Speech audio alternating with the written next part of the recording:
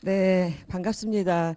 이 강당에 이렇게 강당을 꽉 채워주시고 또 막 이렇게 바닥에까지 앉아 계셔서 제 마음이 조금 죄송한 마음이 드네요. 그리고 저도 지금 방금 전에 그 정승희 선생님 강의를 들었는데 너무 유쾌하고 재밌게 강의를 해주셔서 저도 팬이 된 것 같습니다. 그래서 저도 사실은 지금 진로를 맡고 있지만 그전에는 영어 선생님이었거든요. 그래서 정승희 선생님 강의를 들으면 영어 성적이 쑥쑥 올라가실 것 같습니다. 예. 자, 그 이제 이어서 제가 이제 살짝 걱정했는데 정승희 선생님이 그렇게 유쾌하게 했는데 제가 입시에 대한 것을 재밌게 할 수 있을까? 아, 잘 모르겠는데 일단 입시에 대한 궁금증을 저랑 같이 한번 해결해 보도록 하겠습니다. 지금 중3 제 대상이시죠? 전부 다 중3이시죠? 네, 중2 없으시죠? 네. 지금 중3, 중2 또 입시가 달라질 것 같고요. 근데 지금 현재는 고3, 고2, 고1 입시가 다 다르거든요. 그래서 지금 근데 중3은 고1 입시랑 같아요. 그래서 이게 너무 그 학년별로 입시가 다르다 보니까 사실 이제 학교 현장에서도 선생님들도 좀 헷갈릴 수가 있고요. 그러다 보면 학생이나 학부모님은 더 헷갈리겠다라고 하는 생각을 해봅니다. 근데 이게 이제 바뀌는 그 변화가 조금 어려운 점을 좀 해소하는 방향으로 바뀌는 것 같기는 해요. 그래서 좀 걱정을 좀 덜 하셔도 되고요. 한동안 그 2015 개정 교육과정의 변화 때문에 엄청나게 또 강의를 많이 했었거든요. 그래서 이제 개정 교육과정이 바뀌었다라고 하는 것에 대해서는 혹시 아시나요? 아니면 처음 아시나요? 처음 들으시나요? 일단 교육과정이 바뀐다라고 하는 거는 들어보셨죠? 자, 이 또 그 리액션이 장난 아닌 게 좋으십니다. 리액션이 좋으시면 제가 또 너무 흥분해가지고 없는 얘기도 막 해가지고 곤란할 수가 있는데 일단 너무 감사드리고요. 이 교육과정이라고 하는 말은 사실 어려울 수 있죠. 교육과정, 뭐 예를 들어서 커리큘럼. 어렵단 말이에요. 근데 이 말은 다시 말하면 고등학교에 이제 들어가서 내가 배우는 수업 시간에 배우는 과목을 선택하는 거예요. 근데 지금 학부모님 세대는 과목을 선택하진 않았어요. 저희가.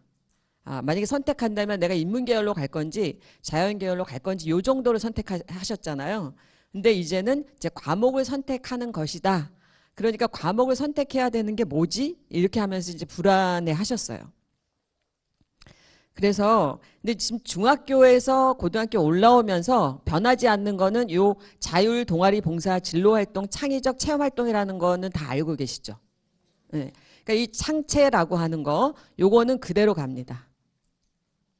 요거는 그대로 가요. 요 활동이라고 해요. 자, 그러면 요 창체 활동이 아닌 거는 교과죠, 교과. 자, 그럼 이 교과 외 활동이 창의적 체험 활동인 거예요. 근데 이 창의적 체험 활동은 중학교도 했어요. 자, 그럼 고등학교에서도 하는데 차이가 뭐냐면 애들이 컸으니까 요 활동이 조금 더, 심화되는 거죠. 좀 더 잘할 수 있겠죠. 애들이 성장했으니까. 자, 그러면 요 활동이 이제 교과 외 활동이라고 하는데, 지금 현재도 사실 학교, 수시에서 학생부 종합전형 아시죠? 그 종합전형에서 요 창의적 체험 활동이 반영이 되는 겁니다. 다른 전형에서는 반영이 안 돼요.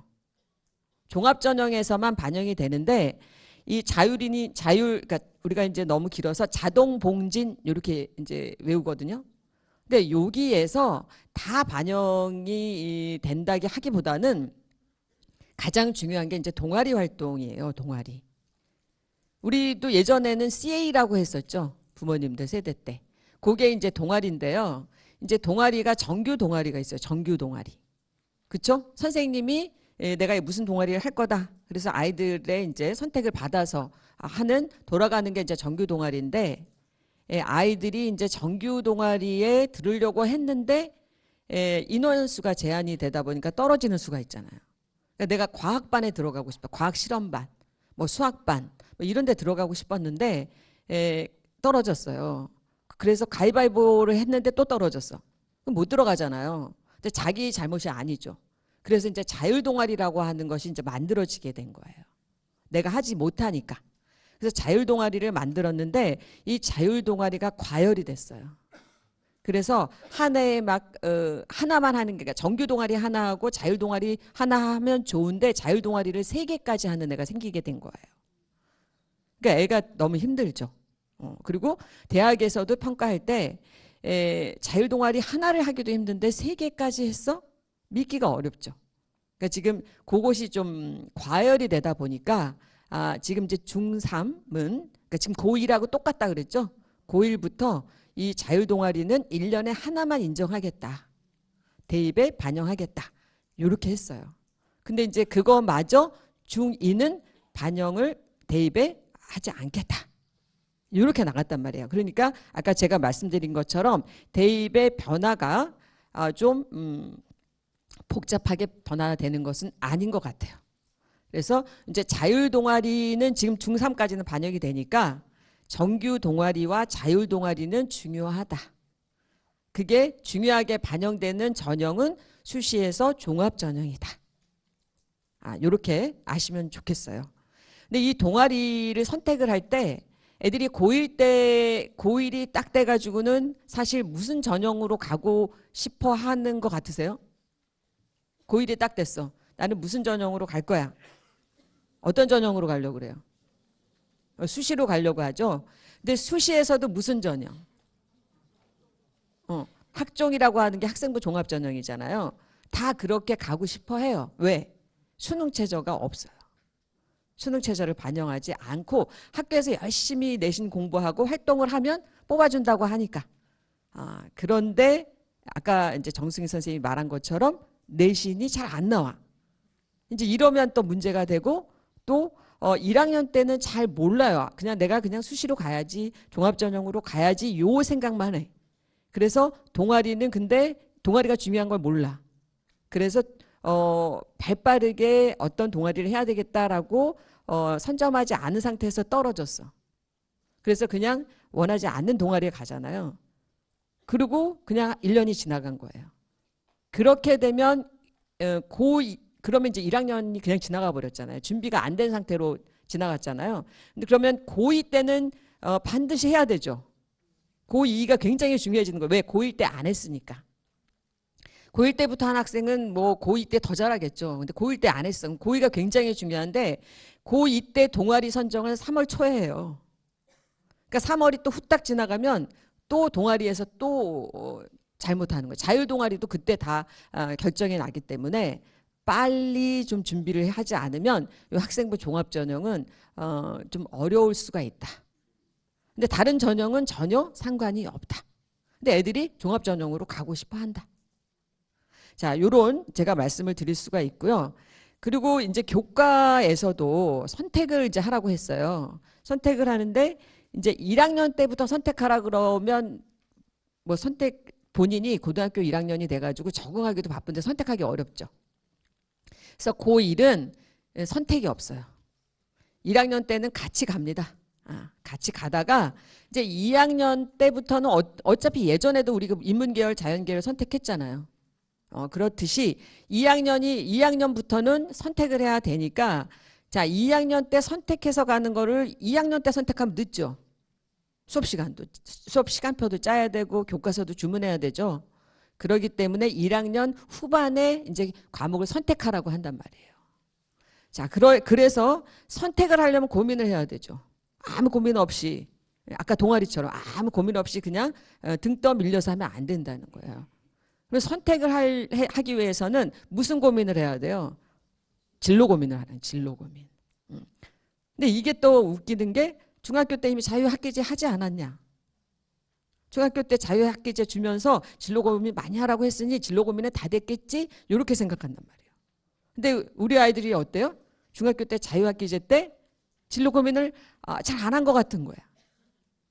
그래서 아직도 자기 진로에 대한 탐색이 안 되어 있단 말이에요. 그렇죠. 근데 그때 그 아이들의 그 발달 단계에 맞춰서 다 자기가 할 수 있는 걸 다 해내는 애들이면 좋겠지만 그러지 못할 수도 있다는 거죠. 그래서 진로 선택을 1학년 때는 반드시 하는 게 좋다는 거예요. 어떤 애가 수시에서 종합전형으로 가려면, 근데 그게 안 됐다. 그러면 종합전형으로 그냥 안 가면 돼요. 그렇죠? 그러면 종합전형으로 가려면 고민을 해야 돼.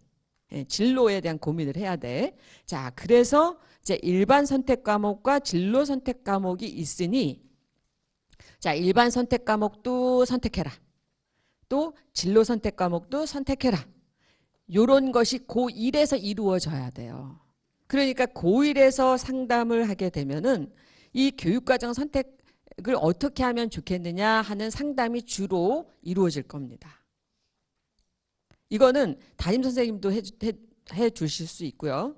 근데 저와 같은 이제 진로를 맡은 선생님도 해 주실 수 있는 거예요. 그리고 이제 부모님 뭐 다 이렇게 도움을 받을 수 있다는 얘기예요. 자, 그래서 자, 근데 사실은 이게 말이 쉽지가 않아요. 왜냐면 고1 때 선택하라고 하잖아요. 고1 때. 아, 그리고 고1 때는 뭐 선택이 없다고 그랬죠. 고1 때는 문과, 이과가 없어요. 그래서 문이과가 통합이라고 하는 것이 맞아요. 그렇죠?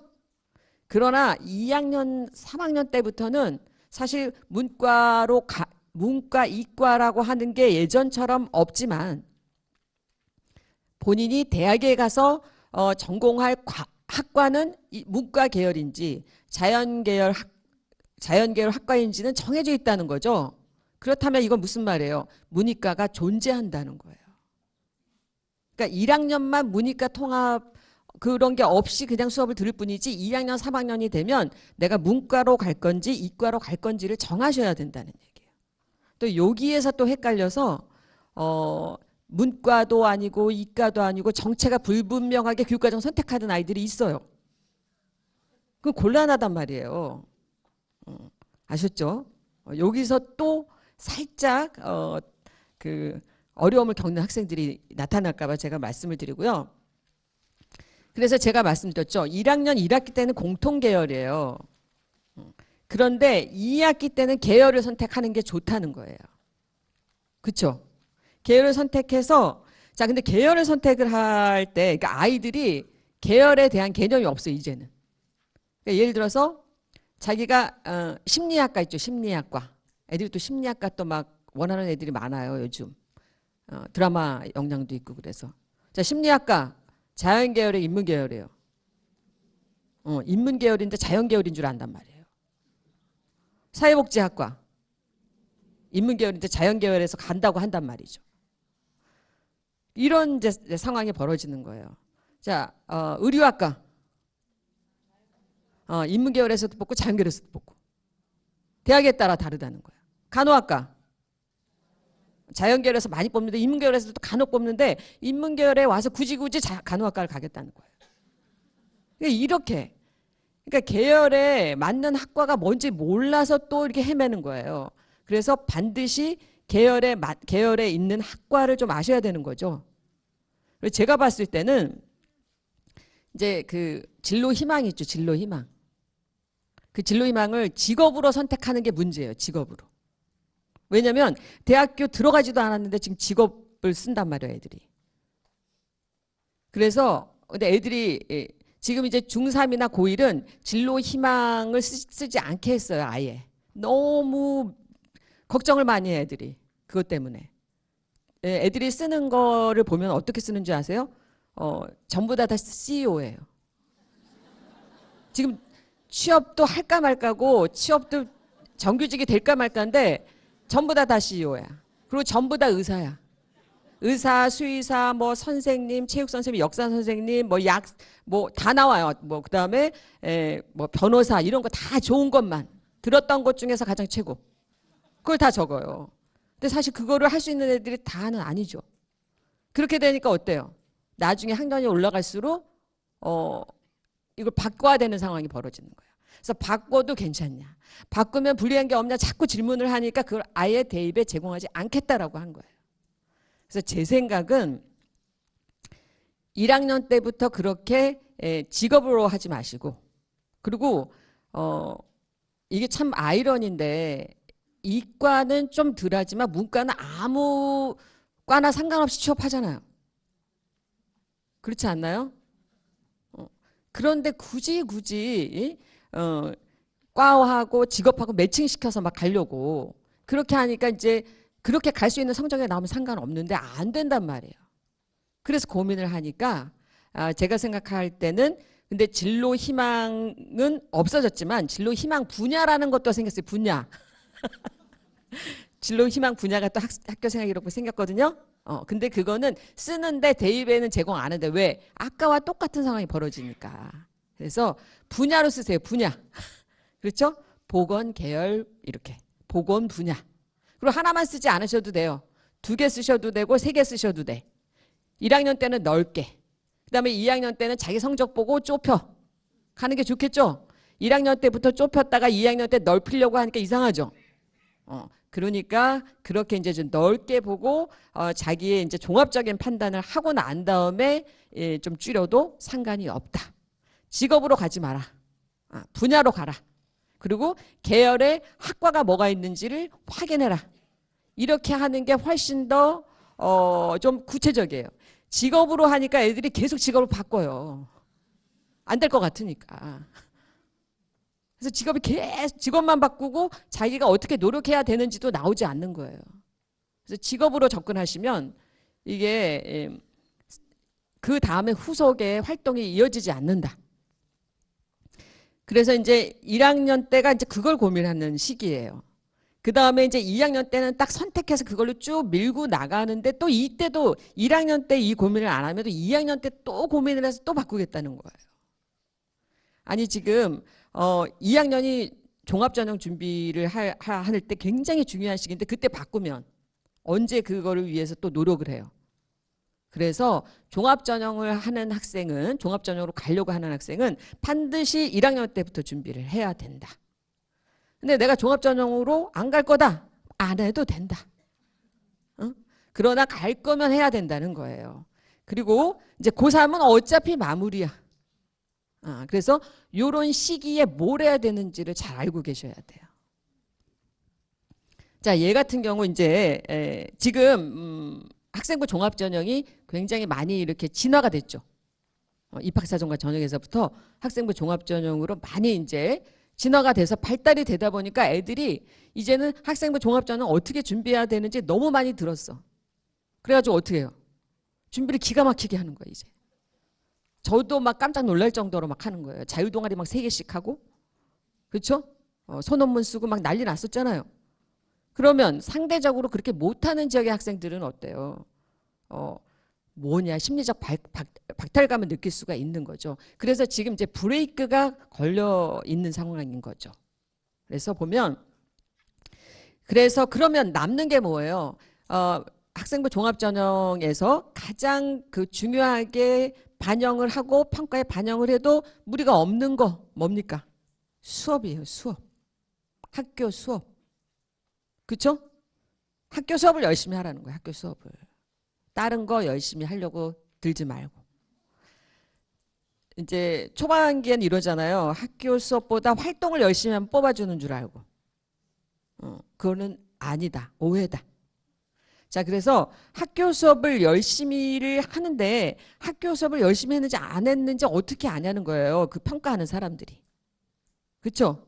그래서 그거를 이제 선생님들이 한 학생을 담당하는 선생님이 국어 뭐 과목마다 다 있죠. 여러 선생님이잖아요. 그 여러 선생님이 이 학생이 수업 시간에 태도를 적어주는 거를 그 각 과목별 세부 그 학생의 세부 능력을 기록하는 특기사항에다가 적어달라는 얘기예요. 그래서 이제 이 학생이 이제 경영학과에 지원해서 합격한 학생인데 경제 선생님이 이 학생의 수업 태도를 이렇게 적어주셨다는 거예요. 그 다음에 독서와 문법 선생님도 적어주셨다는 거예요. 이게 이제 막 중요해지기 시작한 거예요. 자, 이게 중요하다라고 하는 거를 아는 학생과 모르는 학생은 다르겠죠. 그러니까 예전처럼 자, 여기 지금 보면 거의 발표 수업이에요. 그 다음에 탐구, 조별활동 이런 식으로 수행평가가 이제 많아지는 거거든요. 자, 그럼 학생들은 좋을까요? 힘들까요? 편할까요? 자, 힘들어야 배우는 게 있을까요? 없을까요? 안 힘들면 배우는 게 있어요? 없어요? 그러니까 본인이 힘들어야 배우는 게 있다. 대가를 치러라. 그래서 발표하고 그러라는 거예요. 자, 근데 선생님들이 그냥 발표하라. 선생님도 사실은 어떻게 보면 그냥 수업하는 게 제일 편해요. 애들 발표 막 준비하라 그러면 해요, 안 해요? 또 안 하려고 해요. 그러면 애들이 당근을 줘야 또 발표를 할 거 아니에요. 학교생활기록부에 기록을 한다. 그러면 이걸 가지고 니네는 자기소개서에 쓴다. 그러면 교수님이 면접으로 그것의 진위를 평가하겠다. 이렇게 하면 또 열심히 한단 말이죠. 이렇게 했는데 그러니까 이제 중3까지는 자기소개서까지 다 그냥 가는 거예요. 자기소개서까지 다 갑니다. 그러면 자기소개서에 쓰려면 뭐 학생부에 기록된 게 있어야 되잖아요. 근데 학생부의 기록은 누가 써줘요? 선생님이 써준단 말이야. 근데 선생님은 뭐를 보고 써줘요? 걔가 활동을 해야 써주죠. 활동을 안 했는데 써줄 수 있어요, 없어요? 본인이 활동을 안 해놓고 자기 왜 안 써줬냐고 그러면 안 되는 거예요. 자, 그건 연결되어 있어요. 본인이 열심히 활동한다. 그러면 그걸 선생님이 적어주신다. 그러면 그거를 바탕으로 자기는 자기소개서에 쓴다. 그러면 그것을 보고 그게 진짜인지 아닌지 그리고 어느 정도의 깊이가 있는지를 교수님이 면접에서 평가한다. 이렇게 되는 게 학생부 종합전형의 그 평가 프로세스예요.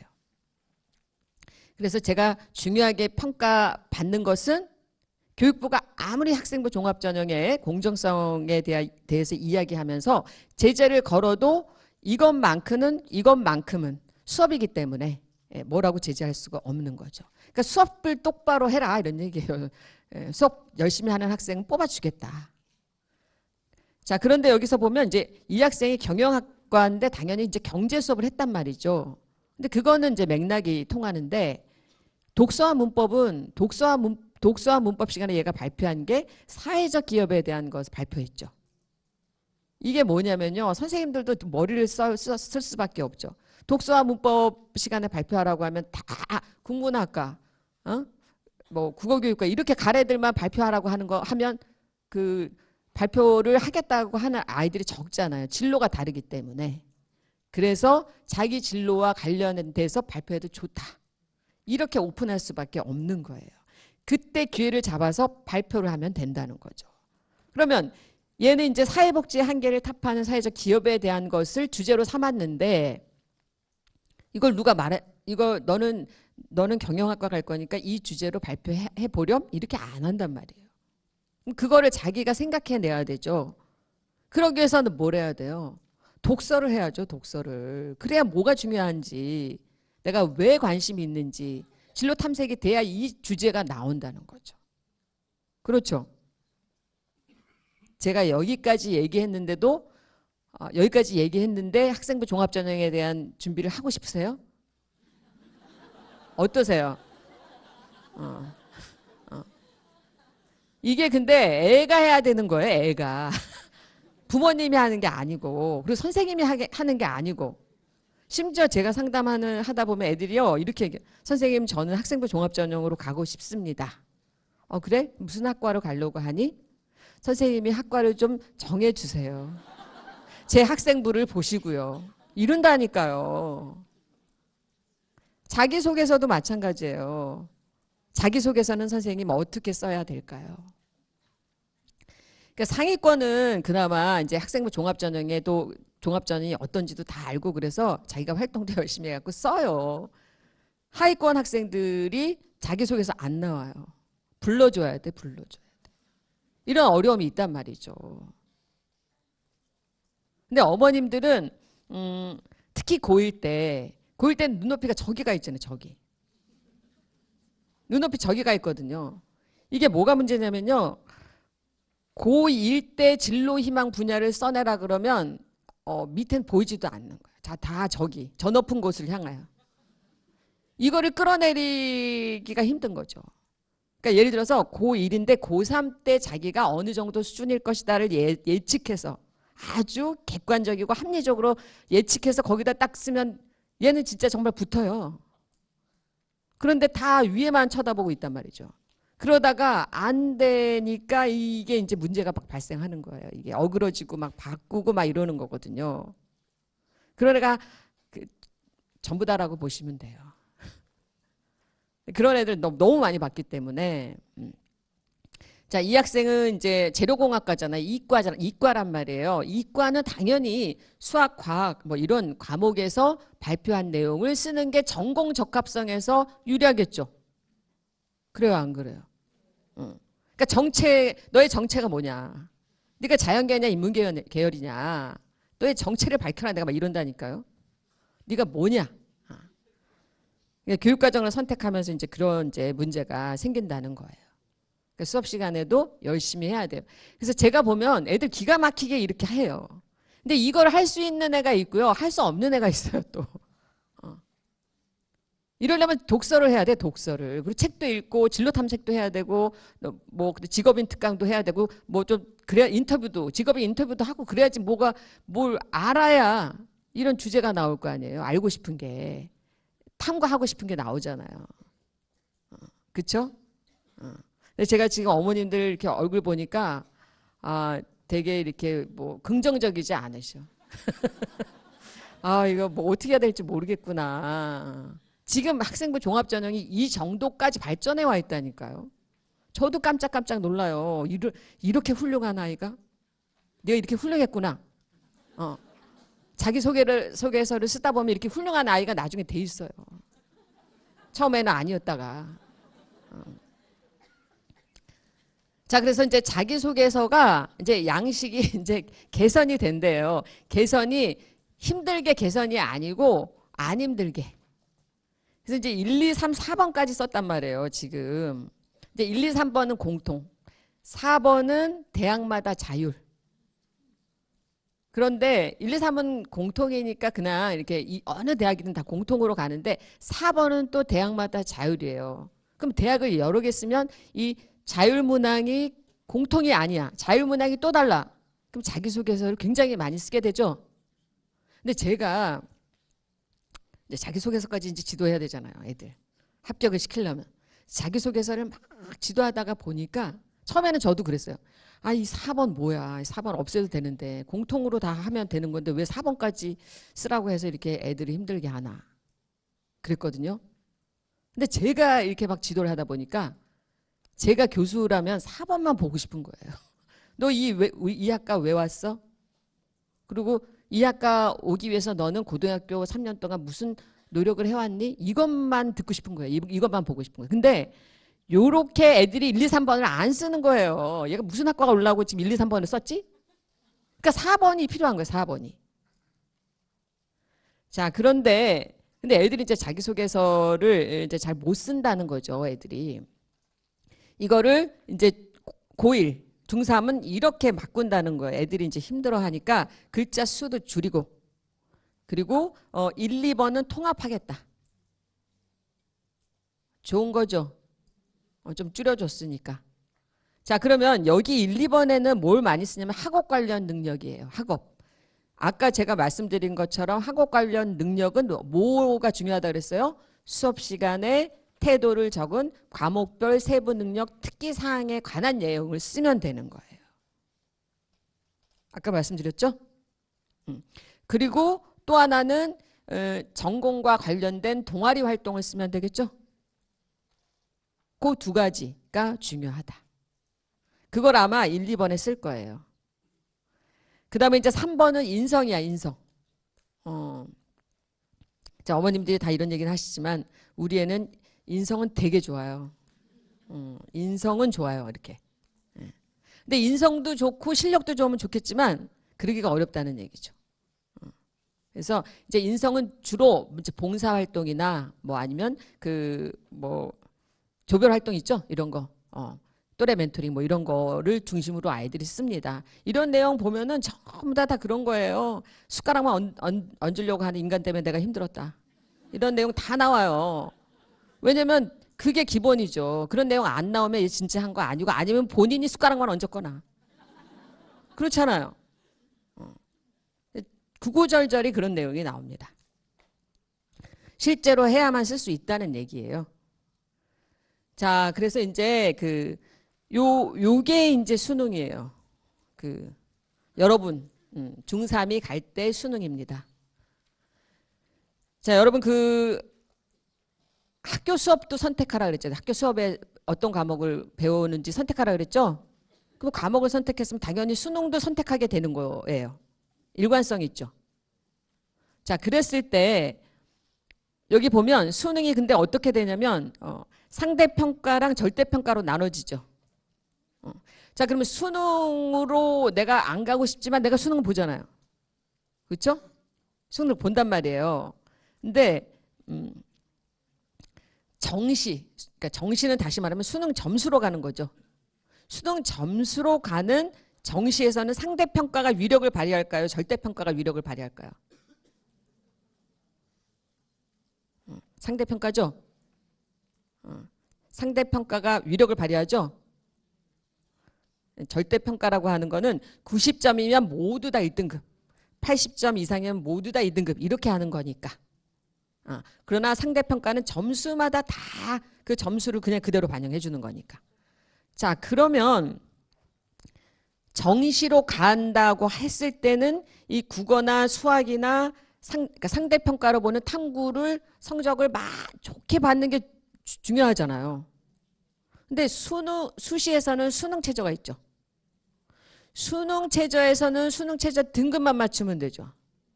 그럼 등급만 맞출 때는 편한 게 상대평가예요, 절대평가예요? 절대평가. 그래서 영어가 수시에서는 수능 최저 등급 맞출 때는 좋은 과목이라는 거예요. 이해되셨어요? 그런데 정시에서는 영어만 잘해서 절대평가이기 때문에 영어만 잘해서는 못 가요. 근데 상위권은 영어까지 잘해야 돼요. 그거 좀 다릅니다. 근데 여기 우리 아이가 이제 수시로 갈 거야. 그래서 수능 최저 등급을 맞출 거야. 뭘로? 영어로. 그런데 영어를 못해. 예. 그럴 수도 있죠. 그러면 영어를 하면 안 돼요. 다른 과목 하시면 돼요. 나오는 걸 하셔야 됩니다. 근데 어쨌든 요렇게 상대평가와 절대평가의 차이가 있기 때문에 내가 수시로 갈 건지 정시로 갈 건지에 따라서 내가 공부를 열심히 해야 되는 우선순위 과목이 달라진다는 거예요. 자, 그리고 여기 지금 선택 과목이라고 하는 게 나왔죠. 자, 그러면 공통 과목과 선택 과목을 같이 봐야 돼. 그러면 나는 공통 과목을 열심히 해야 될까요? 선택 과목을 열심히 해야 될까요? 공통 과목은 75% 나오고 선택 과목은 25% 나와. 어떤 거 열심히 해야 돼? 다 열심히 해야 되긴 하지만 그중에서 열심히 한다면 공통 과목. 그러니까 공통 과목을 먼저 열심히 해야 돼. 자, 그러면 공통 과목은 내가 학교 수업 시간에 배워야 돼요? 안 배워야 돼요? 배워야 돼. 그럼 선택해야 돼요? 선택하지 않아야 돼요? 학교 수업에서. 선택해서 해야지. 학교 수업에서 선택해서 해야지. 어디 가서 배우시려고? 3년 동안 어디 가서 배우고? 혼자서? 그러니까 이 공통 과목은 반드시 선택해야 된다. 그렇죠? 일반 선택 과목으로 반드시 선택해야 돼. 자, 그럼 이제 선택 과목은 내가 안 볼 거야, 수능에서. 그러면 이 과목에서 내가 미리 어떤 과목을 보면 좋겠다라고 선택을 마음속에서 하고 그 과목을 학교 수업 시간에 배우도록 선택하면 되죠. 이해되셨어요? 그래서 국어 과목은 예를 들어서 여기 지금 4개가 나오잖아요. 이 4개를 다 해도 좋아요. 그러나 3개를 해도 상관없다는 거죠. 이해되셨어요? 근데 내가 국문과 갈 거야. 그럼 다 해도 되죠. 근데 내가 그거 아니야. 그러면 3개만 해도 된다는 거예요. 자, 그러면 수학은 어때요? 수학은. 수원수투는 반드시 해야 되겠죠. 문과든 이과든. 자, 그런데 이제 문과 학생이야. 난 이과는 아니야. 그러면 확통만 해도 된다는 거야. 자, 그런데 내가 이과야. 그럼 어떻게 해요? 미적분하고 기하 중에서 또 하나를 선택하면 되니까 미적분 기하까지 해도 돼. 근데 하나만 해도 된다는 얘기죠. 근데 내가 상위권이야. 그럼 다 해도 되죠? 그런 얘기예요. 자, 내가 상위권이냐, 중위권이냐, 하위권이 될 예정이냐. 요것도 생각하셔야 된다는 거죠. 나는 원래 상위권이었으면 좋겠으나 끝까지 가서 갈 때 봐야 되는 거죠. 자, 그다음에 영어는 2과목밖에 없죠. 그래서 영어를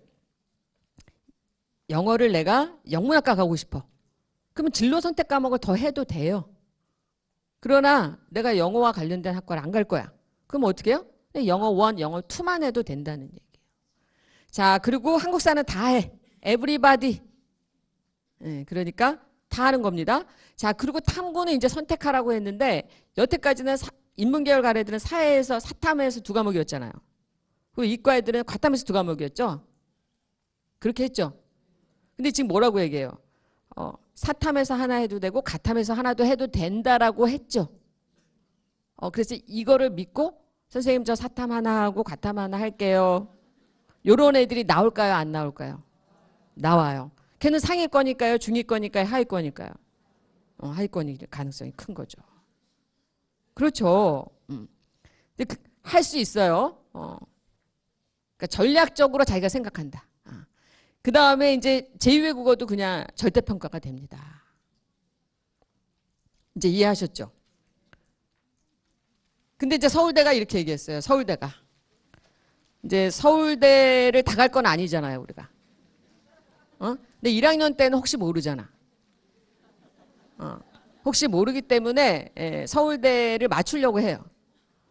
자, 근데 서울대는 뭐라 그랬냐면, 그러니까 인문계열은 그닥 그 위계가 없잖아요. 많이 해야 되는 것도 아니고. 근데 자연계열이 문제란 말이에요. 수학 과목에서 이런 과목을 수업 시간에 다 들었다면 우리 서울대 올 때 가산점을 주겠다. 언제? 정시에서. 그것도 정시야. 자, 정시라고 한다고 정시에서만 가산점 주는 게 아니겠죠. 그럼 정시는 수시를 포함하는 거잖아. 그러니까 수시 때도 이걸 보겠다는 얘기인 거죠. 자, 그런데 수학에서 아까 말씀드린 것처럼 공통 과목과 그 선택 과목이 있는데 이게 지금 일반 선택 과목에 전부 다 여기 지금 일반 선택 과목 4개가 있죠. 수원, 수투, 미적분, 확률, 통계. 이거를 다 선택하는 애들도 다 선택해도 2점을 주는 거예요. 근데 그렇게 안 하고 일반 선택하고 진로 선택을 해도 2점을 주겠다는 거예요.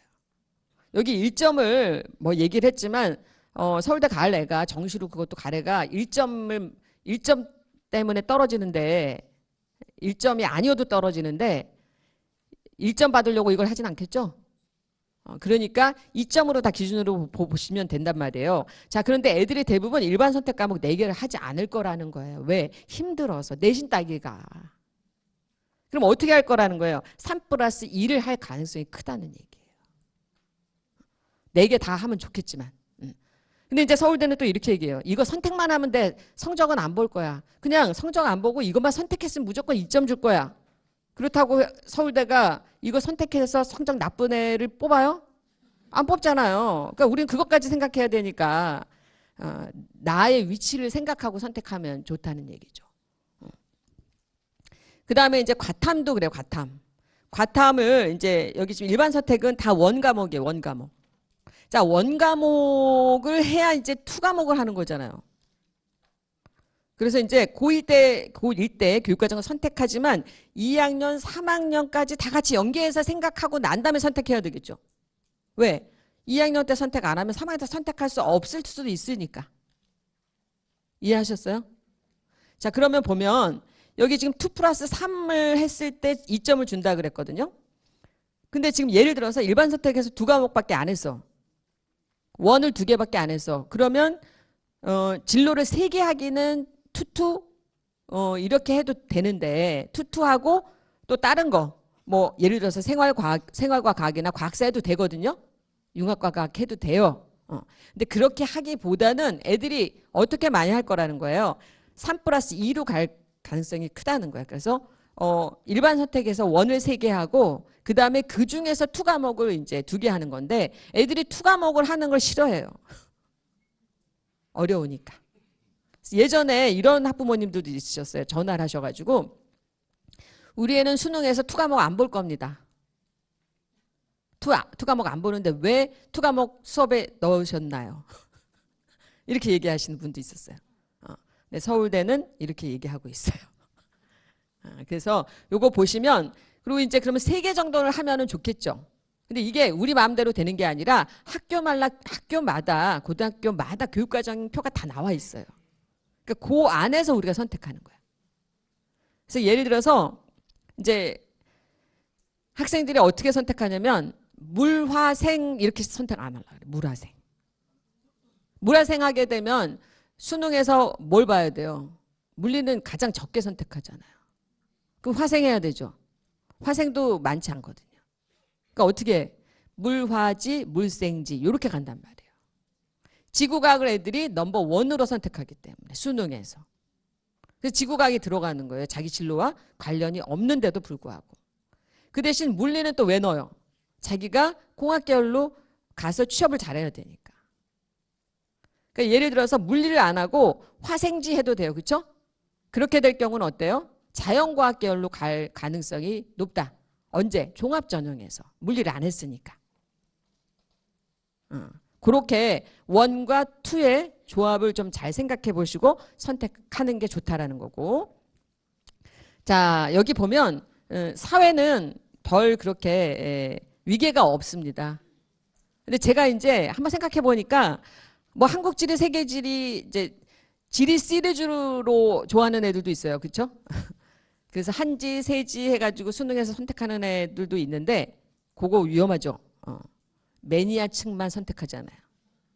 난 지리라면 나지. 이런 애들끼리 모여가지고 또 조금 선택해서 거기서 경쟁하기 때문에 그걸 알고 선택해야 되는데 지금 예를 들어서 일반 선택에서 한국지리랑 세계지리 안 했고 여행지리는 할 수도 있겠죠. 뭐 그러나 어쨌든 지리 시리즈로 갈 수는 있다는 거예요. 그리고 윤리 시리즈도 있어요. 뭐 생활과 윤리, 윤리와 사상, 그다음에 고전 윤리 이렇게 갈 수는 있다는 얘기죠. 근데 꼭 반드시 그렇게 맞춰야 되는 것은 아니다. 애들이 윤리와 사상 싫어하잖아요. 힘들어한단 말이에요. 그리고 이제 뭐라고 얘기했냐면 요 대학들이 이렇게 얘기했어요. 자, 우리 이과에서는 우리 대학 이과에서는 자연계열에서는 확통 선택한 애는 안 뽑을 거야. 미적분하고 기하 중에서는 하나 해야지. 요걸 미리 알고 요거까지 알고 그러려면 어떻게 알아야 돼요? 내가 이 대학 갈 수 있는지 없는지. 그거까지 생각하고 선택하는 것이 좋다. 자, 그 다음에 과탐은 어때요? 사탐, 과탐 우리는 안 뽑을 거야. 자연계열인데 무슨 사탐이냐? 그냥 과탐 2개만. 사탐 하나, 과탐 하나 선택해놓고 이 대학 가겠다 그러면 안 되는 거예요. 결론은 무슨 말이죠? 쉽게 공부하고 좋은 데 가기는 어렵다. 그런 요행은 바라지 않는 것이 좋다. 자, 그래서 제가 요거 한 장으로 만들었어요. 일반 선택 과목이랑 그 다음에 수능 과목이랑 이렇게 매칭하면 선택하기가 좀 쉬우시죠? 거기 프린트물에 나와 있으니까 한번 보시면 되겠고요. 이제 또 하나의 문제가 뭐냐. 국어 과목에서도 그렇고 수학 과목에서도 지금 선택 과목이 생겼죠. 근데 지금 현재 수능에서 선택 과목이 뭐가 있죠? 사탐 과목, 과탐 과목 선택이 있죠. 지금 현재 수능에서도. 그럼 어떤 과목을 선택했느냐에 따라서 난이도에 따라서 유불리가 생기면 안 되죠. 그래서 그거를 변환 표준 점수화해서 그 유불리를 조정하는 그런 시스템으로 반영하는 대학들이 있어요. 그런 것처럼 그렇게 되지 않겠느냐라고 예상하는 겁니다. 그렇다면 어려운 과목을 그리고 소수가 선택하는 과목을 굳이 안 하려고 할 테니 이렇게 나올 것 같다. 아직 발표를 안 했기 때문에 예상이에요. 자, 그래서 여기 보시면 투 과목은 진로 선택 과목이고요. 기하나 이런 것들은 이 기하도 진로 선택 과목인데도 불구하고 어디에 들어갔어요? 일반 선택이 아닌데도 불구하고 수능 과목으로 들어갔다는 얘기야. 그렇죠? 그러니까 일반 선택 과목도 물론 선택하지만 일반 선택 과목은 이제 수능에 들어가는 건 다 알겠는데 자기 진로에 맞춰서 선택하는 선택 과목마저 수능에 들어갔다. 이거 엄청난 거죠. 그게 이과에서 발생하는 거예요. 이 투 과목 반영하는 대학은 서울대예요. 자, 그래서 교육과정을 이제 선택한 그 예시를 한번 제가 보여드리면은 상경계열이에요. 상경계열은 인문계열이라는 걸 아셔야 되죠. 자, 인문으로 간다. 그러면 사탐을 많이 하면 돼요. 사탐을 많이 해. 그리고 수학을 경제 수학까지 하면 좋은 거죠. 근데 제가 그 여고 있죠, 여고. 여학생들은 수학을 좋아하나요, 싫어하나요? 싫어하잖아요. 경제 수학이 개설이 선택을 하라고 했는데도 불구하고 경제 수학이 개설이 안 되는 경우도 있어요. 지금 현재 교육과정 선택할 때. 그럴 수도 있다. 자, 그러면 수학이 3개 정도 되잖아요. 그리고 영어도 영미, 문화, 읽기 이거 안 해도 되거든요. 그러면 사탐을 좀 많이 할 수 있어요. 그리고 이제 수학도 많이 하고. 그러니까 지금 이제 선택 과목을 이렇게 이제 예시를 한번 들은 거예요. 반드시 이렇게 해야 된다는 것은 아닙니다. 그 다음에 이제 이공계열은 이제 물리가 들어가 줘야 된다는 얘기인 거죠. 그래서 물리 1, 물리 2, 그 다음에 이제 미적분, 요렇게. 그러니까 지금 이공계열에는 수학하고 과학을 좀 많이 하게 되는 거고, 그 다음에 이제 경상계열이기 때문에 인문계열인데도 불구하고 수학을 좀 많이 한다. 근데 그냥 인문계열이다. 그럼 수학을 경제수학까지 안 해도 된다. 이런 얘기인 거죠. 자, 그런데 내신이나 수능에서 상대평가로 반영하는 영역이 있었죠. 수능에서는. 그거는 어때요? 아까 그 정승희 선생님이 말한 것처럼 그러니까 등급별로 퍼센트별로 이렇게 등수 총 그 인원수에 그 과목을 이수한 또는 그 과목을 수능에서 치르는 선택하겠다고 한 그 응시자 수의 그 기준으로 해서 퍼센트로 내려간단 말이에요.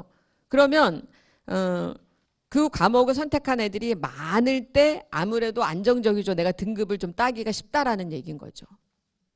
그래서 아이들이 이제 그 규모가 적은 학교에서는 그렇죠? 인원수가 적은 학교야. 소규모 학교. 거기서는 내신을 관리를 열심히 한다고 해도 경쟁이 치열할 수밖에 없는 거죠. 그런 거를 아시고 고교 선택을 하셔야 돼요. 선택을 할 때. 그리고 이제 상대평가로 평가할 때는 어떻게 평가하는지 이렇게 이제 이걸 아셔야 되는데 그 일반 선택 과목은 애들이 좀 많이 선택하잖아요. 뭐 국어를 안 하겠다 이런 애 없잖아요. 근데 진로 선택 과목에서는 진로가 굉장히 다 다양하죠. 그럼 진로가 다양한 애들이 선택하다 보면 그 진로 과목을 선택했을 때 인원수가 적을 수 있죠. 근데 그거를 이렇게 절대평가하지 않고 상대평가한다 그러면 애들이 어때요? 불안해서 할 수가 없는 거죠. 눈치를 보니까 너무 적어. 근데 저쪽을 보니까 되게 많아. 그러면 나의 진로는 여기나 난 저기 가고 싶죠? 그래서 그럴까 봐 이렇게 바뀌었어요. 일반 선택 과목은 9등급이에요. 9등급. 근데 진로 선택 과목은 A, B, C로 학생부에 기록이 되겠다. 이렇게 얘기를 한 거예요. 언제부터? 고1부터. 고2는 이거 9등급이에요. 지금 미쳐 애들. 스트레스 받으면서 하는 거예요. 좋게 이제 변한 거죠. 지금 미적분 같은 경우는 인원수가 줄어서 애들이 지금 많이 줄고 있는 건 아시죠? 232명이 들었는데 일반 선택 과목이다 보니까 근데 기하 과목은 92명밖에 안 들었단 말이에요. 근데 이거를 9등급으로 한다고 하는데도 내가 기하를 선택할 것인가? 그리고 내가 기하를 잘 못할 것 같은데.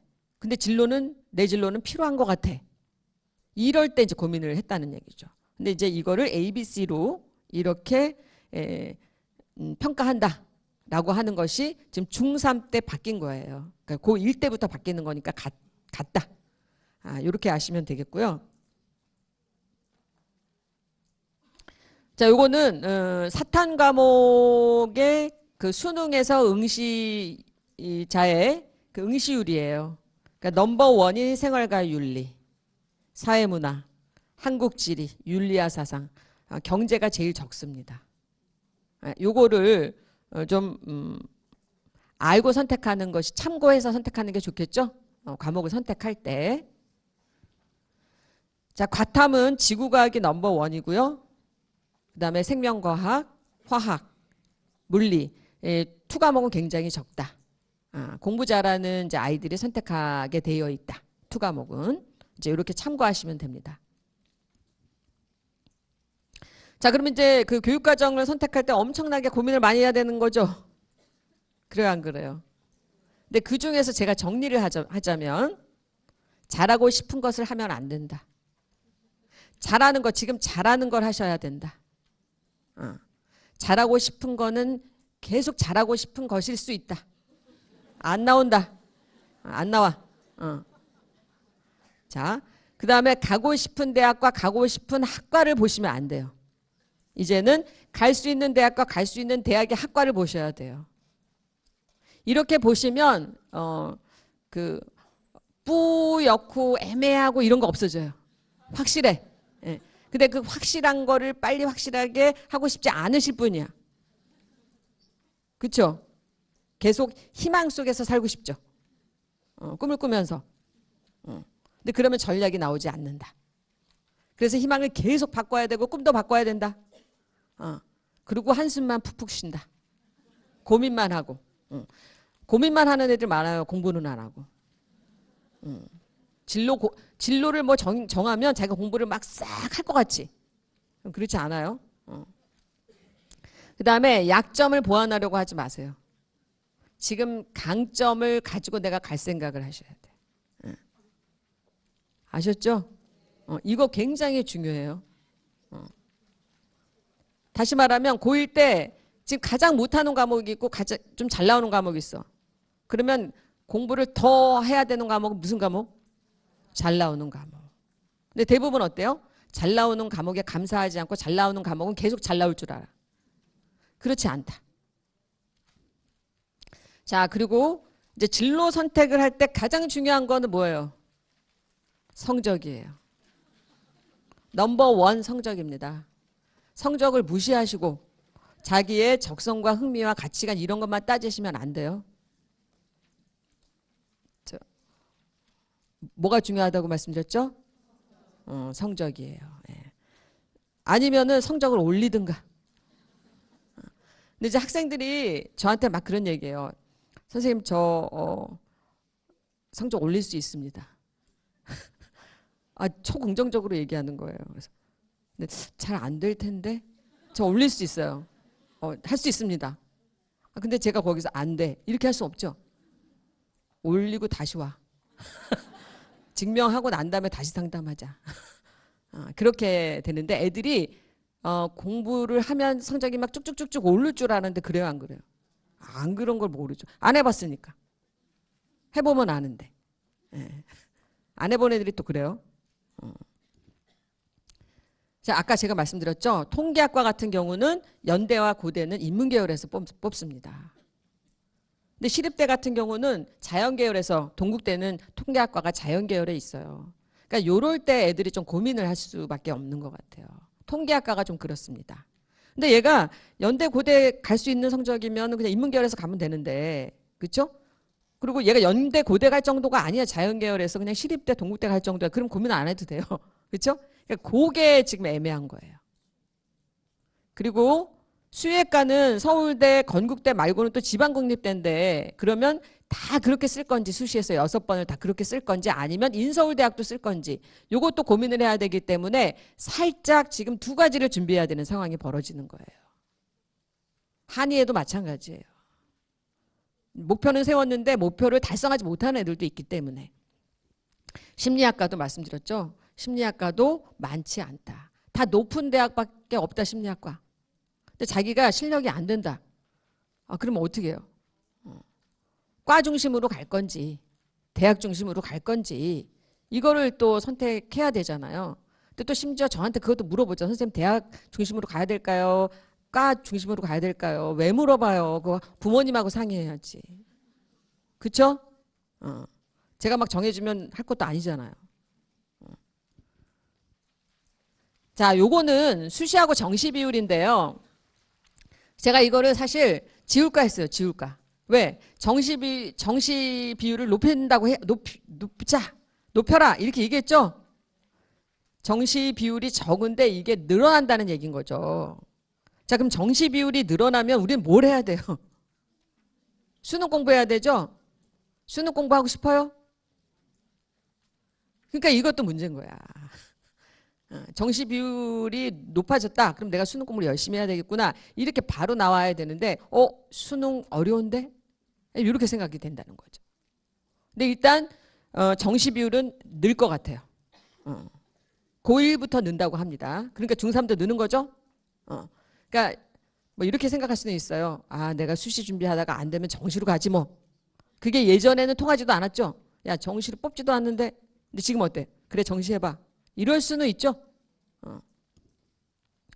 자, 수시하고 정시라고 하는 것이 있는데 정시는 요즘은 그냥 내신도 반영 안 하고 수능 100으로 뽑는 대학이 되게 많아요. 이것도 좀 아이러니예요. 아이러니지만 뭐 내신이 안 좋은 아이들한테는 뭐 나쁘지 않죠.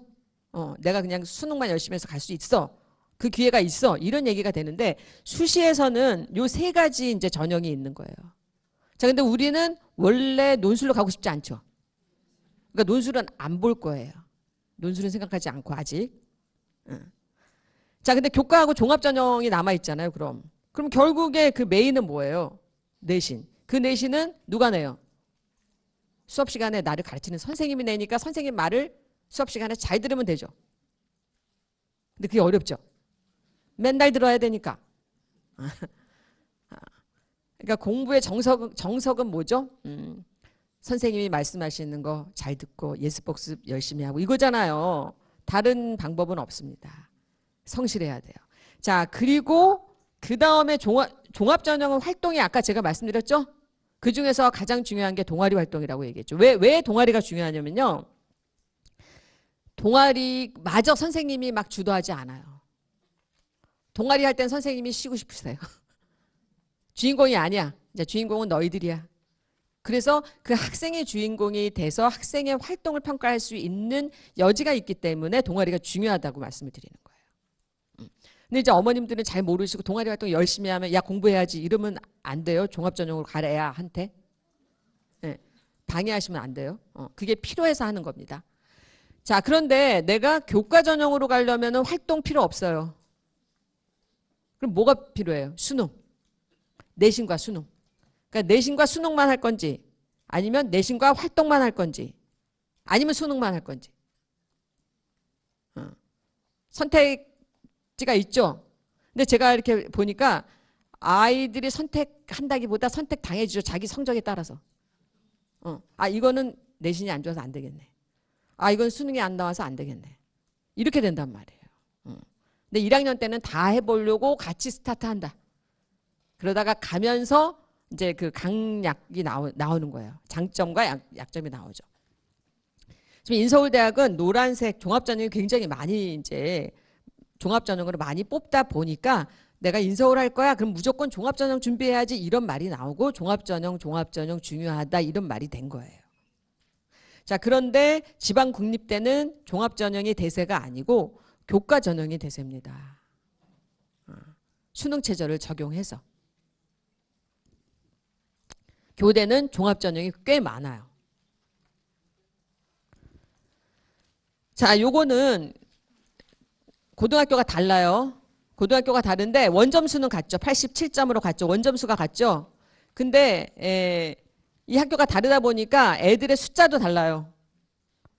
애들의 인원수도 다르고요. 그 다음에 평균도 다르고 표준 편차도 다르죠. 자, 그런데 그러면서 등급도 다르죠. 원점수 같은데. 교과 전형에서는 그냥 2등급으로 반영하고 4등급으로 반영합니다. 그런데 종합 전형에서는 87이 같기 때문에 얘네들은 같은 애들이에요. 그러면 2등급도 붙고 4등급도 붙을 수 있다는 얘기예요. 근데 어머님들이 이거를 잘 이해를 못 하시면 4등급이 왜 붙어? 심지어 2등급 떨어지고 왜 4등급을 붙였어? 학생부 종합 전형은 공정하지 않다. 이렇게 말씀하실 수 있다는 얘기예요. 그런데 오히려 교과 전형은 그 4등급 맞은 아이가 원점수 똑같은데 더 억울할 수 있는 거죠. 그래서 내가 내신을 잘 관리할 수 있는 학교에 갔을 때는 교과 전형으로 가는 게 유리하다는 거예요. 근데 내신이 경쟁이 너무 치열한 학교에 내가 갔어.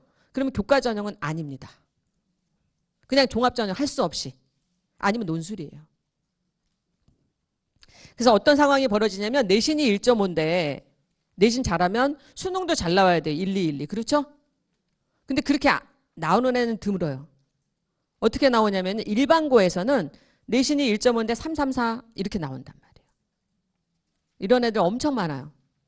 서울대 지역균형 서울대 학교장 추천 받아서 지원을 했는데 서울대학교에서 요구하는 수능 최저를 못 맞춰서 다 떨어져요.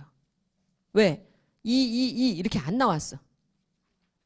그런 애들이 많단 말이에요. 일반고에. 자, 그럼 내신 1.5에 333 이렇게 수능이 나오면 얘는 첫 번째 그룹, 두 번째 그룹, 세 번째 그룹까지 다 써도 돼요. 수시에서. 상향, 적정, 안정 이렇게 다 써도 된다는 거예요. 다 붙었어. 상관없죠. 근데 다 떨어지고 여기 밑에만 붙었어. 그래도 감사한 거예요. 자, 그런데 3.5예요. 내신이 3.5인데 모의고사가 1, 2 나왔어. 이런 애 있어요, 없어요? 엄청 많아요. 자사고에. 자사고, 특목고 다 이런 애들이야. 그 다음에 내신은 따기 어려운 학교. 이렇게 나와. 그럼 얘네는 밑에는 안 써요. 어디 써요? 위에만 써요. 왜? 밑에는 수능으로도 얼마든지 갈 수 있어. 이런 거를 이해하셔야 돼요. 그러니까 우리 아이가 어떤 패턴의 아이인지를 아셔야 되는데 고교 선택도 마찬가지죠. 내신 3.5인데 1, 2 나오는데 가시면 그 고등학교 선택해서 가실 거면 내신으로 뭘 해서 갈 생각 하시면 안 돼요. 수능으로 가셔야 돼요. 그런데 예를 들어서 우리 아이는 성실해서 내신을 잘 관리하는데 수능은 안 나와. 그러면 내신 관리하기 쉬운 학교를 선택하시는 게 유리하겠죠? 우리 아이를 보셔야 됩니다. 엄마가 가시는 거 아니에요. 우리 아이의 상태를 보셔야 돼요. 자, 이 학생과 이 학생은 다른 학생이에요. 내신은 1.67로 똑같은데 모의고사가 수능이 다르죠. 수능이 다르죠? 그러면 수시에서 지원하는 대학도 다르다. 그래서 어떻게 돼요? 이 학생은 서울대부터 성균관대까지 다 붙었죠. 근데 얘는 이화여대만 붙고 나머지는 다 떨어졌어요. 근데 심지어 얘가 남학생이야? 그럼 이화여대도 못 가고 다 떨어지고 재수예요. 이렇게 되는 겁니다. 그리고 하나 더 말씀드리면 이제 종합전형에 있어서는 활동을 막 하셔야 되잖아요.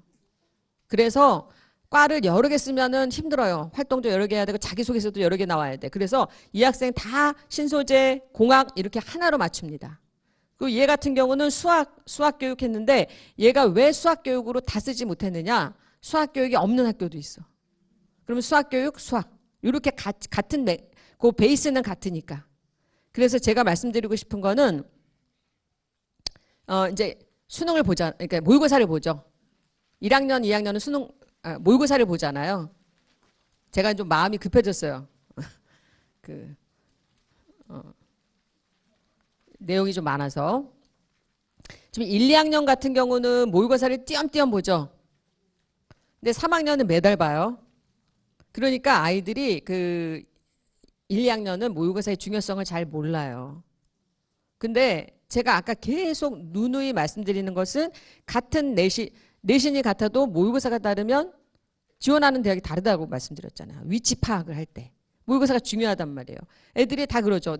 선생님 공부 안 했는데요. 이 성적 나왔어요. 그래도 1등급부터 9등급까지 나와요. 공부를 하든 안 하든. 자, 그런데 실제로 3학년이 돼서 수시를 지원할 때는 졸업생이 들어온 6월 모의고사 성적 기준으로 수시 지원 대학을 고르거든요. 근데 지금 1학년 학부모님들은 이제 1학년 학부모님이 될 거 아니에요. 1학년들은 교육과정을 선택할 때 제가 직업으로 하지 말고 계열과 학과로 보라 그랬죠. 그걸 선택할 때 보셔야 되는 게 이 모의고사거든요. 근데 그 모의고사가 이렇게 나와요. 성적표가. 이제 여기 등급 있죠. 등급은 이제 수능 최저 등급을 맞출 때 필요한 거고 100분위가 있어요. 100분위.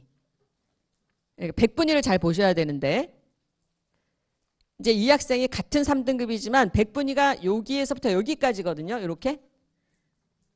근데 얘가 77로 3등급을 맞거나 87로 3등급을 맞거나 똑같이 취급해줘. 그럼 77은 굉장히 대박이고 87은 억울해. 그래도 똑같이 취급해주는 게 등급이에요. 수능 최저 등급이에요. 그런데 정시에서는 87과 77은 10점 차이가 나는 겁니다. 달라요. 그래서 요 100분위를 아는데 이 100분위의 개념은 뭐냐면 시험을 봤는데 나보다 못하는 비율의 학생이 87% 있고 90% 있다라고 하는 얘기예요. 그걸 이해하시면 됩니다. 자, 그러면 이제 이 백분위가 아까 모의고사 성적표에 나왔죠. 아까 나왔죠, 이렇게. 이 백분위가 나오잖아요, 이렇게. 예, 그러면 요거 가지고 이렇게 보시면 돼요. 인문계열로 갈 학생들이 예를 들어서 그걸 다 더해가지고 나누기 하면 되죠. 영어는 이제 등급으로 나오니까 국어하고 수학은 백분위가 나오면 더하면 돼요. 근데 탐구는 두 과목이잖아요. 두 과목을 더해서 나누기 2. 그 다음에 그걸 다 더해서 나누기 3. 그러면 이런 이제 성적이 나와요. 그럼 이제 1등급이잖아요. 96까지 여기. 요 정도에 있으면 요 정도 대학을 찾아보고 학과를 보시면 돼요. 인문계열과 자연계열 갈 거를 선택해서 요 대학에는 공통으로 어떤 학과가 있지? 그 다음에 만약에 2등급 정도가 나온다. 이렇게 나오면 요 정도 대학의 레벨이 있을 거 아니에요. 요 대학을 보시면 요 한 대학만 요 88%에서도 하나, 둘, 셋, 넷, 다섯, 여섯, 7개가 나온단 말이에요. 그러니까 요 대학을 보시고 어떤 계열에 무슨 학과가 있는지를 찾아보시고 진로 선택을 하는 게 훨씬 더 좋겠죠. 직업보다. 그렇게 하시는 게 좋을 것 같아요. 자연계열도 마찬가지입니다. 그리고 아까 이것도 뭐 우스갯소리지만 여대 빼면 남학생들은 갈 데가 없어요. 더 열심히 해야 돼요. 자, 논술 전형은 지나갈게요. 논술 전형 말고. 자, 요거 고려대 한번 볼게요. 고려대. 고려대에서 교과 전형과 종합 전형으로 학생들을 뽑아요. 감사하죠. 교과 전형이 있어서. 근데 교과 전형에서 교과 전형이니까 당연히 내신이 좋죠. 그리고 수능 최저가 있습니다. 왜? 교과 전형에서 탑 대학이에요. 고려대가. 서울대는 교과 전형이 없어요. 그러면 종합 전형도 뽑는데 종합 전형을 두 가지 트랙으로 만들어 놨잖아요. 근데 지금 교과 전형의 합격자의 내신은 제일 좋고 근데 고려대다 보니까 수능 최저를 걸었는데 내신이 좋아도 역시 서울대처럼 수능 최저를 못 맞추면 떨어지는 겁니다. 그러니까 고려대를 가려면 수능까지 하셔야 돼요. 내신은 기본. 자, 그 다음에 종합전형에서는 어때요? 수능 최저가 조금 더 세지는 경향이 있죠. 수능 최저가 더 세진다라고 하는 말은 무슨 말이죠? 내신 경쟁이 치열한 학교의 애들이면서 활동이 좀 잘 돌아가는 학교 애들이에요. 그런 아이들이 종합전형으로 지원해서 붙는다고 보시면 됩니다. 그래서 한 대학에 자기가 지원할 때 내가 어느 전형으로 지원을 하면 내가 지원했을 때 나와 같은 전형에 지원한 애들은 어떤 아이들인가를 파악하고 지원하시는 게 좋겠죠. 그러니까 말하자면 자사고 애들이 막 와 있는데 내가 일반고가 가 있어. 그럼 떨어질 확률이 높다는 거예요. 오히려 일반고 애들이 많은데 자사고가 와 있어. 그럼 걔가 떨어지는 거죠. 그래서 대학에서 이렇게 전형을 같은 전형인데도 이렇게 나눠서 뽑는다는 얘기예요. 중앙대가 교과, 종합, 논술, 정시 다 뽑아요. 상위권 대학에서는 교과 전형으로 안 뽑거든요. 근데 중앙대가 이제 또 교과 전형으로 뽑습니다. 그러니까 다시 말하면 대학에서 내신만 잘하는 그 학교의 학생들 안 뽑고 싶어 하는 거예요. 자, 그래서 교과 전형도 이게 지금 학교장 추천이랑 교과 전형 두 가지 트랙으로 나눴죠. 그다음에 종합 전형도 두 가지죠. 각각의 특성이 여기는 수능 최저가 없고 내신이 좋은 아이. 수능 안 나오고 내신 좋은 아이. 여기는 내신도 좋고 수능이 나오는 아이. 활동은 안 한 아이. 여기는 활동 다 필요 없어요. 교과니까. 근데 여기는 어때요? 활동이 필요해. 근데 여기 다빈치 같은 경우 내신이 좋고 수능이 더 안 나오니까 일반고 학생들이 주로 지원한다고 볼 수 있어요. 근데 여기는 자사고 학생들이 많이 지원하는구나. 여기 논술도 내신에 비해서 수능이 좋으니까 자사고나 특목고 학생들, 내신 따기 어려운 학교 학생들이 지원하는구나. 이거는 재수생이 많이 지원하겠구나. 이렇게 좀 파악하시라고 제가 이걸 보여드렸고요. 자, 이건 그래프로 나눴어요. 아까 똑같은 내용인데요. 지금 학교장 추천 전형이 제일 내신이 높습니다. 그 다음에 교과, 그 다음에 다빈치, 탐구형 이렇게 보시면 조금 더 그래픽으로 눈에 더 잘 들어오실 것 같아요. 자, 서영고를 만약에 이제 수시를 지원을 하신다고 했을 때 서울대는 교과 전형 없습니다. 연세대 없어요. 고려대가 이제 교과 전형으로 제일 탑 대학이라고 아까 제가 말씀드렸죠. 그러니까 그 대학에서 교과로 뽑는지 안 뽑는지를 확인하셔야 돼요. 안 뽑는데 내가 교과 전형 준비할 수는 없잖아요. 그리고 종합 전형은 다 뽑는다. 그리고 서울대는 지역균형에서는 수능 최저가 있는데 수능 최저가 없다. 일반 전형에는. 그 다음에 연세대는 수능 최저가 다 없어요. 수능 최저가 없다고 지원한다고 다 뽑아주는 거 아닙니다. 그리고 고려대는 수능 최저가 있습니다. 그리고 논술 전형은 연세대만 있는 거죠. 그러니까 이런 것들을 보시고 내가 1학년 때는 요 대학만 이제 관심이 있으시기 때문에 여기까지는 또 좀 생각을 하실 수도 있죠. 서성하는 역시 교과 전형 없는데 한양대가 있어요. 그러니까 한양대가 그러죠. 내신 보지 않고 뽑습니다. 내신을 안 봐도 1등급이 와 있습니다. 자, 그리고 종합전형에서는 서성안의 그 특징은 수능 최저가 없어요. 여기서부터 수능 최저 없어요. 그러니까 이걸 수십 번 얘기했는데 또 애들이 계속 물어봐요. 선생님, 종합전형에 수능 최저 없어요? 없습니다. 근데 아이러니하게도 수능 최저가 없는데도 불구하고 아이들의 수능 성적이 좋아요. 신기하죠? 여기를 지원하는 애들은 수능이 나옵니다. 이제 학생부 교과 전형은 이런 패턴으로 세 가지 패턴이에요. 수능 최저를 거는 이제 대학들이 많은데 이게 지방국립대가 주로 그렇다고 말씀드렸잖아요. 그리고 그래서 이제 교과 전형의 수능 최저예요. 높은 대학은 3개의 합을 요구하지만 대부분은 2개다. 그러니까 제가 말씀드린 것처럼 그러니까 지금 현재 나오는 과목을 열심히 하는 게 좋습니다. 안 나오는 과목은 열심히 해서 수능 최저 등급조차 맞추기가 어렵기 때문에. 여기도 이렇게 보시면 만약에 내가 교과 전형으로 지원하겠다 그러면 지금 현재 모의고사로 수능 최저 등급을 맞출 수 있는 대학 정도를 애가 지원하면 된다는 얘기니까 좀 객관적인 그 기준이 되는 거예요. 지방국립대의 특징은 뭐냐면요. 인서울대학은 그냥 딱 하나밖에 없어요. 이거를 맞추지 않으면 그냥 다 아웃인데 지방국립대는 과별로 다 수능 최저 등급을 다 다르게 나눴어요. 굉장히 친절하고 좋죠. 그 지원자 중심의 전형이 설계되어 있습니다. 자, 학생부 종합전형은 굉장히 많은 거를 이렇게 연결시켜서 해야 되기 때문에 미리미리 교육과정과 활동과 그다음에 창의적 체험 활동의 그 동아리, 독서 활동 이런 것들을 다 미리미리 준비하지 않으면 어렵다. 그런데 고대는 심지어 거기다 수능 최저까지 요구한다. 서울대와. 이렇게 보시면 되겠고요. 그래서 이렇게 준비하시면 될 것 같아요. 이 진로를 선택한 계기. 그 다음에 적성과 흥미. 그 다음에 그 학과를 나와서 그 직업을 가진 사람이 그 직업군에서 하는 일이 뭘까? 그 다음에 이제 자기가 희망하는 1학년이니까 아무래도 희망하는 대학교를 조사하는 게 낫겠죠? 그리고 여기다 뭐 2학년 정도 되면 갈 수 있는 대학을 조사하시는 게 더 좋습니다. 그리고 그러면 내가 어떻게 지금 준비를 해 나가면 좋을까? 내가 여기를 못 가게 되면 다른 대학의 진로는 뭐가 있을까? 자, 요거를 다 하고 내가 이걸 준비하면서 배우고 느낀 점을 발표해보라 그러면 애들이 전부 다 굉장히 의미 있었고 좋았대요. 이걸 안 했으면 자기 종합전형을 준비 안 했을 것 같다고 다 하나같이 얘기해요. 그리고 이제 심지어 어떤 아이는 이렇게 다 준비하고 과를 바꾸기로 했습니다.